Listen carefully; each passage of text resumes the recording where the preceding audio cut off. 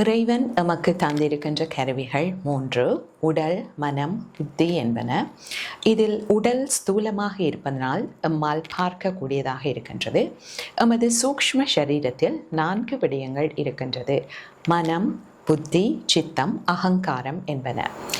மனம் என்பது சங்கல்ப விகல்பாத்மகம் மனக, அதாவது எப்பொழுதும் சஞ்சலப்பட்டு கொண்டிருப்பது மனதின் தன்மையாக இருக்கின்றது. புத்தி என்பது நிச்சயாத்மிகா புத்தி, அதாவது எது சரி எது பிழை என்று நமக்கு நிச்சயித்து கூறுவது புத்தியாக இருக்கின்றது.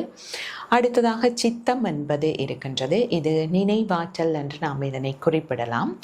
இது இருப்பதனால்தான் நமது வாழ்க்கையில் தொடர்ச்சி இருக்கின்றது. இறுதியாக அகங்காரம் என்பது நான் எனது என்கின்ற உணர்வை எம்முள் ஏற்படுத்துவதாக இருக்கின்றது. இதில் மனம் என்பது தொடர்ச்சியான எண்ணங்களின் ஓட்டமாக இருக்கின்றது. சுமாராக 60,000 எண்ணங்கள் ஒவ்வொருவருக்கும் தினமும் வந்து செல்லுகின்றது.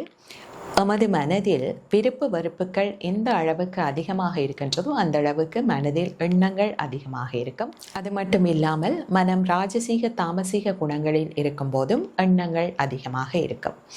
தூய்மையான மனம் என்று நாம் குறிப்பிடும் போது எண்ணங்கள் குறைவாக இருக்கின்ற மனதை குறிப்பிடலாம். மனம் சாத்விகமான நிலையில் இருக்கும் போது எண்ணங்கள் குறைவாக இருக்கும்.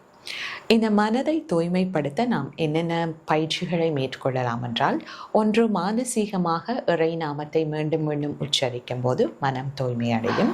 அடுத்ததாக ஞான கங்கை என்று சொல்லப்படுகின்ற சாஸ்திரங்களை நாங்கள் முறையாக கற்கும் போது மனம் தூய்மை அடையும்.